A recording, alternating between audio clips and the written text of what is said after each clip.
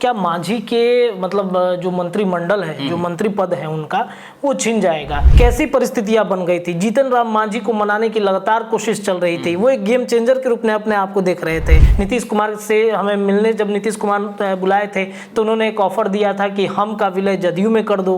उनको लगा था कि मतलब हम समाप्त हो जाएगा, लेकिन देखिए एक लक होता है, एक सबका एक समय निर्धारित होता है। इस लुभावने ऑफर में कई जदयू के मंत्री फंस भी गए थे। न सिर्फ जदयू बल्कि बीजेपी के भी कई मंत्री फंस गए थे और वो टारगेट में आ गए थे नीतीश कुमार के। पनोरमा ग्रुप, जो सोचता है वो करता है। आपके अपने सपनों का आशियाना। नमस्कार, भारत लाइव पे आप सभी दर्शकों का एक बार फिर से बहुत बहुत स्वागत है। जांच पड़ताल करने बैठे हैं, लेकिन सबसे पहले फ्रेम में दूसरे व्यक्ति जो आपको दिख रहे हैं, ये इनका नाम शुभम कुमार झा है, हमारे बेहद करीबी मित्र हैं और आज से भारत लाइव टीम के नए सदस्य के रूप में आप सभी दर्शकों के बीच जुड़ेंगे। शुभम कई चैनलों में हमारे साथ भी काम कर चुके हैं, लेकिन अब चूंकि लगातार आपने देखा होगा कि भारत लाइव की एक ऐसी मुहिम रही है कि वो युवाओं को मौका दिया जाता है। इस कड़ी में शुभम जी हमारे साथ जुड़ गए हैं, तो शुभम जी का धन्यवाद। और शुभम जी को आप स्वागत भी आप कर सकते हैं इस खबर के माध्यम से। आज से लगातार ये जुड़ेंगे। आज जिस विषय पर हम चर्चा करेंगे जांच पड़ताल में, तो सबसे पहले शुभम आप भारत लाइव में आए हैं, ये बताइए भारत लाइव के आने की वजह क्या थी आपको, कि क्यों मतलब लगा कि भारत लाइव में आपको एक मौका दिया जाएगा, अच्छा आप मतलब आगे बढ़ सकते हैं यहाँ पे? देखिए रत्नेश, सबसे पहले भारत लाइव के दर्शकों को बहुत बहुत प्रणाम, नमस्ते।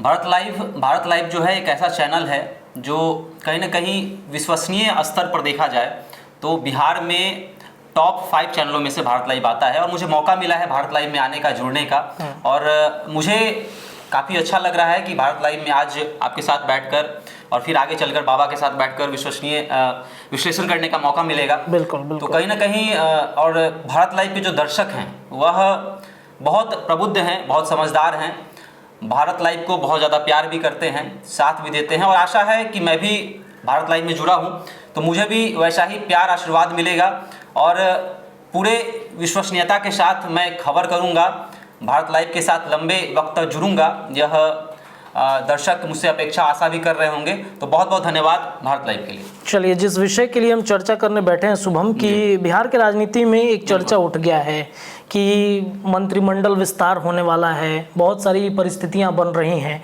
आप भी लगातार कई चैनलों में सक्रिय रहेंगे, तो इस बात की चर्चा मतलब चल रही थी। विषय हमारा ये है कि मतलब क्या मांझी के मतलब जो मंत्रिमंडल है, जो मंत्री पद है उनका, वो छिन जाएगा? इस विषय से हम शुरुआत करते हैं। देखिए शुभम, बात ऐसा है कि जीतन राम मांझी अब केंद्र में मंत्री बन गए हैं। उनको नरेंद्र मोदी ने एक बड़ा प्रभार दिया है और सबसे बड़ी बात है कि जीतन राम मांझी जो नीति आयोग बना है, जिस नीति आयोग को लेकर के चर्चाएं चल रही थी कि इसमें बिहार को विशेष पैकेज, विशेष राज्य का दर्जा, ये तमाम चीजें दी जाएंगी, तो उसमें जीतन राम मांझी को रखा गया है, शामिल किया गया है। नरेंद्र मोदी पर ने बहुत भरोसा किया है जीतन राम मांझी पर। आपको याद होगा कि 2023-24 के शुरुआत में जब नीतीश कुमार एनडीए में आ रहे थे, तब कैसी परिस्थितियां बन गई थी। जीतन राम मांझी को मनाने की लगातार कोशिश चल रही थी। वो एक गेम चेंजर के रूप में अपने आप को देख रहे थे। विधायकों की संख्या उनके पास में थी।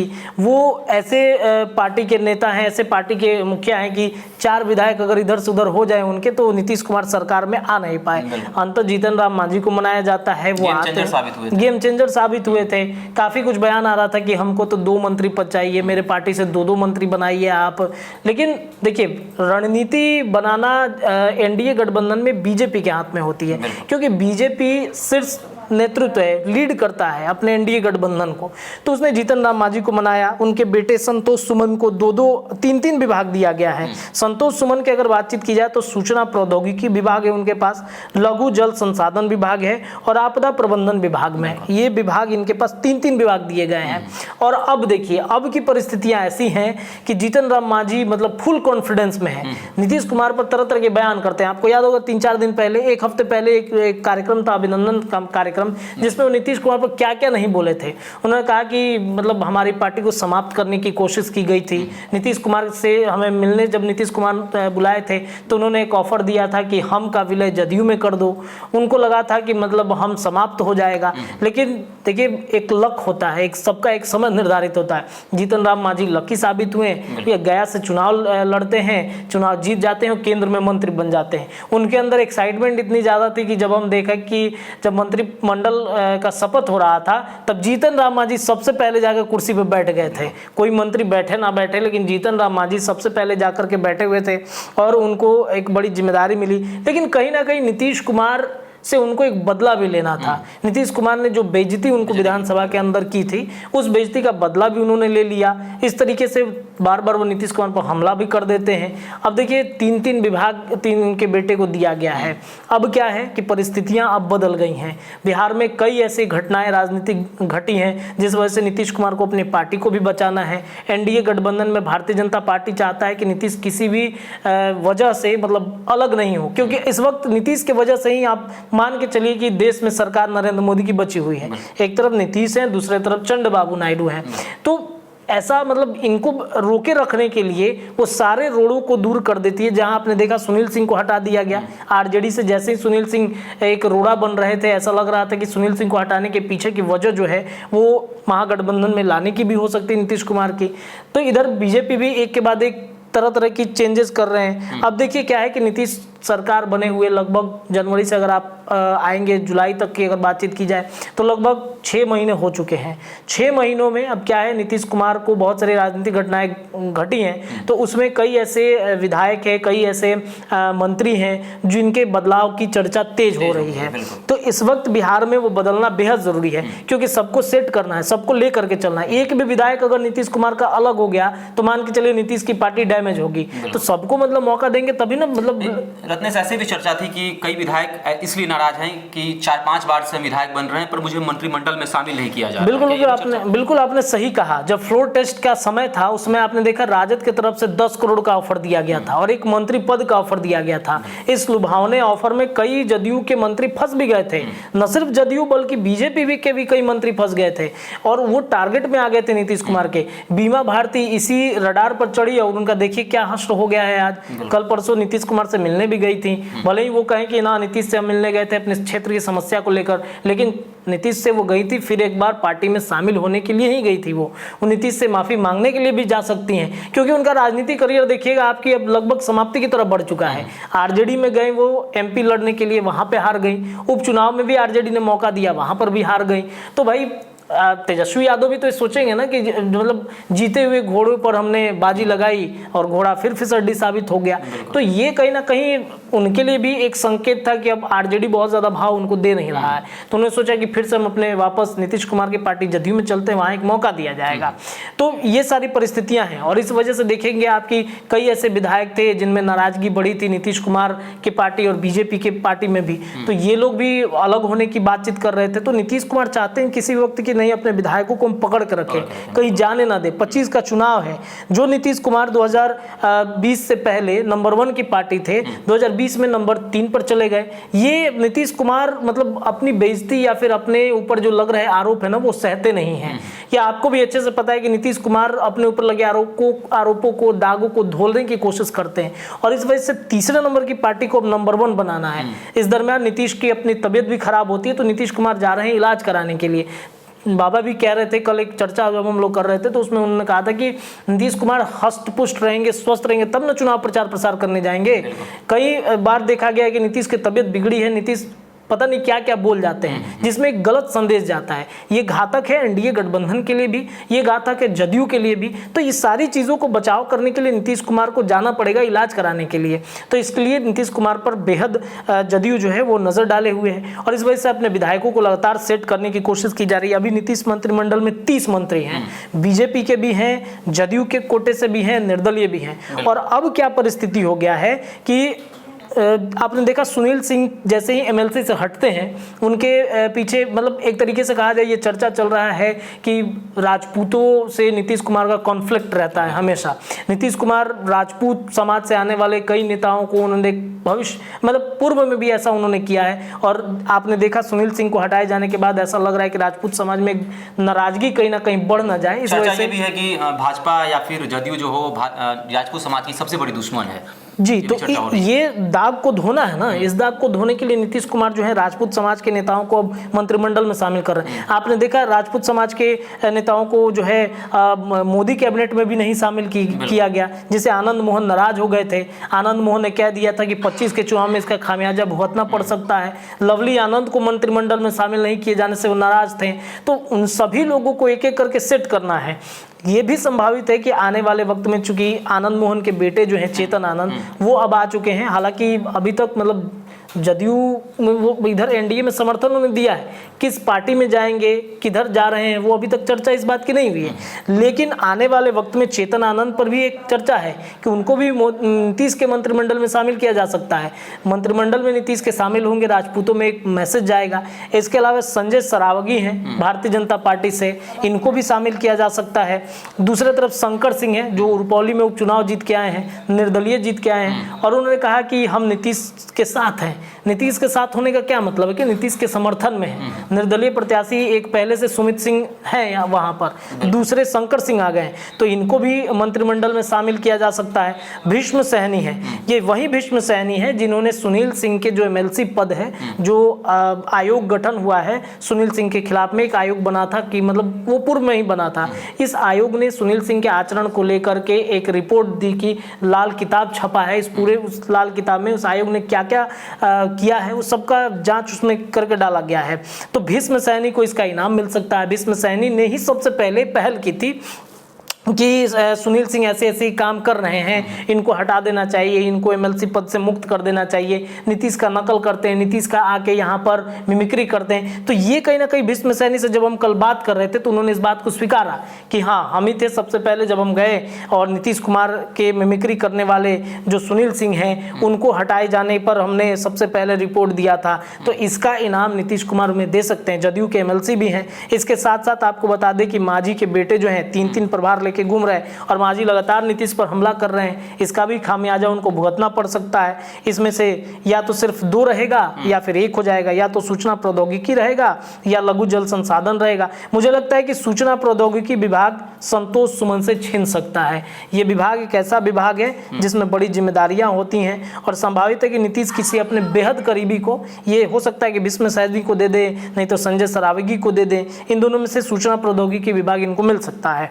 दूसरी तरफ एक और बात है महेश्वर हजारी, जिनके बेटे आपको याद होगा कि समस्तीपुर में उनके बेटे जो थे वो चुनाव लड़े थे। अपने पार्टी की गतिविधियों पर महेश्वर हजारी पर कई आरोप लगे कि बेटा का प्रचार प्रसार कर रहे हैं। एनडीए गठबंधन में सांबेव चौधरी का वो प्रचार प्रसार में एक दिन नहीं दिखे हैं जदयू से। तो नीतीश कुमार ने कहा कि कुछ लोग जो हैं वो भीतरघात करते हैं, चुनाव के बाद उनको बता दिया जाएगा। इसका क्या मतलब है? तो महेश्वर हजारी को भी पद से मुक्त किया जा सकता है मंत्रिमंडल में। तीसरी तरफ एक और चर्चा है सम्राट चौधरी को लेकर के बातें हैं। सम्राट चौधरी और नीतीश कुमार के बीच में मतलब एक द्वंद्व है, हमेशा से रहा। सवाल यही था कि क्या नीतीश कुमार अपने आप को अकेला महसूस कर रहे हैं? 2 उप मुख्यमंत्री के बीच नीतीश कुमार हैं। उनके राइट हैंड जो थे संजय झा, वो भी अब उनको राष्ट्रीय अध्यक्ष बना दिया गया है।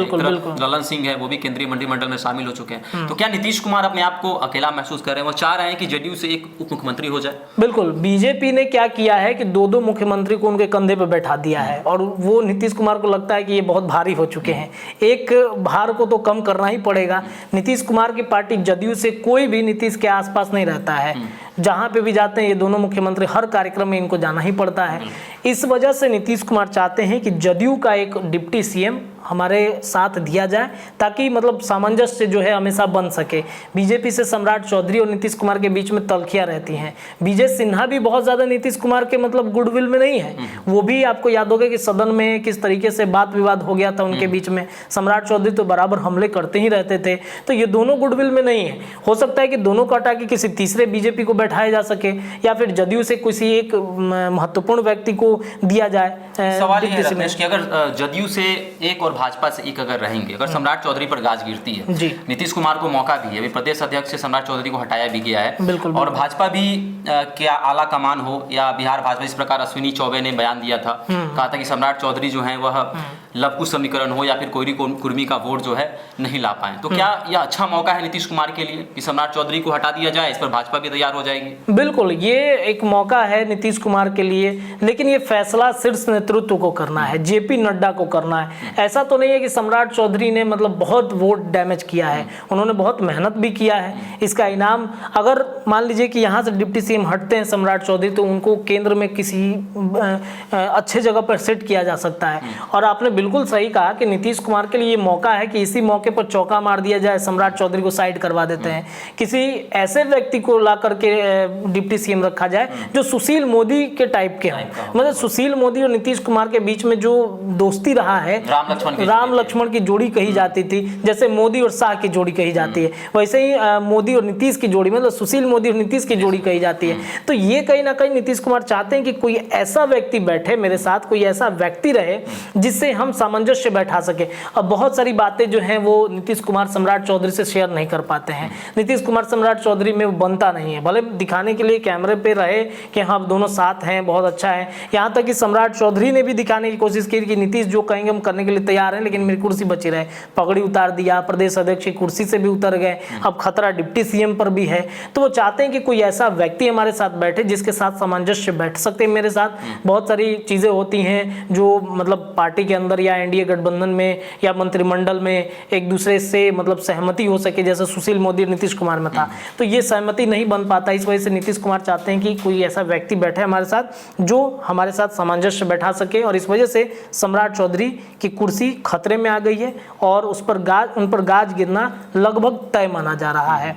कुल मिलाकर के यही कहना है कि मंत्रिमंडल में, संगठन में बहुत सारा बदलाव आने वाले वक्त में मिलेगा, और ये 3 नाम की चर्चा सबसे ज़्यादा है, 3-4 नाम की, जिसमें संजय सरावगी, शंकर सिंह, भीष्म सैनी और एक चेतन आनंद के भी नाम की चर्चा है। हो सकता है कि राजपूत समाज से आते हैं तो उनको एक मौका दिया जा सके, और जिन पर गाज गिरने वाली वो सम्राट चौधरी हैं, मांझी के बेटे हैं, महेश्वर हजारी हैं, जिन्होंने नीतीश कुमार से मैं कल ही कह रहे थे कि नीतीश से बैर नहीं और जो भी उनको छेड़ा उनकी खैर नहीं। और जो मंत्री जो भी चेहरे शामिल किए गए हैं जातीय दृष्टिकोण से भी फिट बैठ रहा है। बिल्कुल, जातीय समीकरण में बीजेपी भी चाहती है कि भाई नीतीश कुमार जो कह रहे हैं वो करना ही पड़ेगा, क्योंकि नीतीश कुमार के साथ 2029 तक सरकार चलाना है। जो परिस्थितियां नरेंद्र मोदी की सरकार की हैं, ऐसा लगता नहीं, एक पतले धागे पर ये सरकार मान के चलिए चल रहा है। तो जो भी डिमांड नीतीश कुमार करेंगे वो बीजेपी को मानना ही पड़ेगा, नहीं तो फिर बीजेपी भी इस तैयारी में है कि भाई कैसे तोड़ करके हम सरकार बना ले, नीतीश कुमार को साइड कर ले। ये भी एक चर्चा है, ये भी एक बातें अमित शाह के द्वारा रणनीति तय की जा रही है। और इस वजह से मुझे लगता है कि जातीय समीकरण इसलिए जोड़ा जा रहा है ताकि सभी जात बैठ सके, सबके साथ सामंजस्य बैठ सके, नीतीश कुमार के साथ सामंजस्य बैठ सके। और जात पर आपने देखा कैसे 2024 में बीजेपी डैमेज हुई, शाहबाद की क्षेत्रों को पकड़िए, मिथिलांचल की कुछ सीटों को पकड़िए जहां पर भारतीय जनता पार्टी डैमेज हुई है। तो इन सबको तो सेट करना है ना, सबको एक साथ मिला के चलना है ताकि 25 में कम नहीं हो। 25 में डर तो तेजस्वी यादव से है, क्योंकि उन्होंने जो 17 महीने में रोजगार की बात की, जो 17 महीने में मेहनत उन्होंने किया है, उससे डर बीजेपी को लगता है कभी कभी कि कहीं ऐसा ना हो कि तेजस्वी फिर हमारी सरकार को बिहार में हटाकर सरकार में आ जाए। और इस वजह से बीजेपी और एनडीए गठबंधन चाहता है कि हमारी सरकार बरकरार रहे, बिहार में भी और केंद्र में भी। इसलिए सारे समीकरण को देखते हुए वो मंत्रिमंडल नए कमेटी का गठन हो रहा है, और इस गठन में बहुत सारे चेहरे नए मिलेंगे और बहुत सारे लोगों का पत्ता साफ हो जाएगा। अच्छा, शंकर सिंह का नाम आप कह रहे हैं निर्दलीय प्रत्याशी हैं, क्या शंकर सिंह आने वाले समय में जेडीयू भी ज्वाइन कर सकते हैं? उनका तोहफा उनको मंत्रिमंडल के लिए मिल? देखिए 2025 में संभव है, अभी संभव नहीं है, क्योंकि निर्दलीय प्रत्याशी हैं। और अगर पूरी प्रक्रिया के हिसाब से देखा जाए तो निर्दलीय प्रत्याशी किसी पार्टी को अगर मतलब ज्वाइन करेगा तो उसकी सदस्यता पर खतरा आ जाएगा। तो इस वजह से समर्थन उनका रहेगा। जैसे सुमित सिंह ने समर्थन दिया है, निर्दलीय प्रत्याशी हैं, निर्दलीय विधायक हैं, लेकिन समर्थन हमेशा नीतीश कुमार के साथ रहता है। शंकर सिंह नीतीश के साथ ही रहेंगे। 2025 में शायद वो जदयू शामिल हो जाए, चूंकि 2025 में विधानसभा का चुनाव रहेगा, कार्यकाल बहुत दिन का बचेगा नहीं उनका। 25 चुनाव से पहले 1-2 महीने पहले वो जदयू ज्वाइन करेंगे, शायद वहां से वो चुनाव लड़े और नीतीश कुमार वहां पर अगर ज़बरदस्त प्रचार प्रसार करें तो शंकर सिंह विधायक भी अगले 5 साल के लिए बन सकते हैं। अच्छा रत्नेश, एक प्रश्न भी जो है दर्शकों के मन में उत्पन्न हो रहा होगा कि क्या सम्राट चौधरी ने जल्दबाजी तो नहीं कर दी नीतीश कुमार को लेकर कि 2025 का चेहरा नीतीश कुमार ही होंगे? देखिए, अभी तो परिस्थितियां ऐसी हैं कि कैसे भी करके सरकार तो हमारा बचाना है। उनको भी पता है, बीजेपी को भी अच्छे से पता है कि हमारा मुख्यमंत्री होना चाहिए, लेकिन क्या करे, कोई ऐसा चेहरा सामने नहीं आता है। जब चेहरा सामने आता है तो बहुत सारी परिस्थितियां बदल जाती हैं बिहार में। बहुत सारा ऐसा लगता है कि मतलब नीतीश को हम साथ नहीं रखेंगे तो शायद हमारा सरकार जो है बिहार में नहीं बनेगा। और इस वजह से देखिए, बीजेपी इस तैयारी में है कि 25 से पहले हम एक ऐसा चेहरा तैयार कर दें जो मतलब बीजेपी का रहे, आने वाले भविष्य में रहे। कब तक नीतीश के साथ रहेंगे, नीतीश की पार्टी कब तक मतलब रहेगी? देखिए, जब तक ये एक चर्चा है कि नीतीश कुमार अभी राजनीतिक करियर के अपने बहुत अंतिम पड़ाव पर चल रहे हैं, तो नीतीश कुमार के साथ गठबंधन करके कब तक हम चलेंगे? कभी ना कभी तो बीजेपी को अपना चेहरा देना पड़ेगा। लेकिन वर्तमान में नरेंद्र मोदी की सरकार को बचाना है, इसलिए कोई विवाद ना हो, इस वजह से सम्राट चौधरी लगातार बयान देते हैं। न सिर्फ सम्राट चौधरी, आप चिराग पासवान का भी बयान सुनिए, जदयू जीतन राम मांझी का भी बयान सुन लीजिए, क्योंकि जीतन राम मांझी भी चाहते हैं कि उनके बेटे संतोष सुमन को मिले मौका, वो भी मुख्यमंत्री बने। उनका बयान आपको याद होगा, उन्होंने कहा कि मेरे बेटे में भी काबिलियत है, तेजस्वी से ज्यादा काबिलियत है मेरा बेटे में कि वो सीएम बन सके। तो अभी वर्तमान की परिस्थिति में ये बताना और ये दर्शाना बेहद ज़रूरी है कि नीतीश कुमार के साथ कोई विवाद नहीं चाहिए। ये सख्त आदेश है नरेंद्र मोदी का, अमित शाह का, कि भाई कोई भी ऐसा बयान आप लोग नहीं देना है आपको जो नीतीश कुमार को अलग कर सके एनडीए गठबंधन से। बीजेपी इस तैयारी में है कि आने वाले वक्त में हम अपना सीएम फेस आगे करें, लेकिन वर्तमान में अभी सही नहीं है कि हम अपना ये बता दें कि नहीं सम्राट चौधरी हैं, तुरंत नीतीश कुमार समर्थन खींचेंगे कि एनडीए की सरकार केंद्र में भी जाएगा, बिहार में भी जाएगा। ये जल्दबाजी उन्होंने बयान देकर नरेंद्र मोदी की सरकार को बचा लिया है। शुभम, चलिए, तो नीतीश कुमार का कुनबा जो है और भी बड़ा होने वाला है। अभी वर्तमान में 30 मंत्री हैं। मार्च का वो महीना था जब नीतीश कुमार के साथ 9 मंत्री मार्च के महीने में थे। फिर मंत्रिमंडल का विस्तार होता है और 21 नए चेहरे शामिल होते हैं और यह कुनबा बड़ा होकर 30 हो जाता है। तो आने वाले समय में 3 मंत्री को और भी शपथ दिलवाया जा सकता है, जिसमें नाम आपको बता दें कि संजय सरावगी जो हैं, जो भाजपा से हैं, शंकर सिंह निर्दलीय प्रत्याशी हैं, अभी उन्होंने उपचुनाव जीता भी है, और भीष्म सैनी जो कि जेडीयू के हैं। तो 3 नए चेहरे फिर से नीतीश के कुनबा में आ सकते हैं। तो ऐसी तमाम खबरों के लिए देखते रहें भारत लाइव। धन्यवाद। पनोरमा ग्रुप, जो सोचता है वो करता है। अगर ये वीडियो पसंद आई और वह बिहार के राजनीति और बिहारियत से सरोकार रखेनी तो सब्सक्राइब बटन दबा के चैनल के सब्सक्राइब कर ली। ओजे एगो घंटी बा, ओकरा बटन दबा देला से कुल सटीक और मारक खबर रुआ मुफ्त में मिल जाई। अगर रुआ पत्रकारिता के हमनी के नया प्रयोग में सहयोग कर चाहतानी तो ज्वाइन बटन दबा दी। पेटीएम नंबर नोट कर ली 9386816700। धन्यवाद।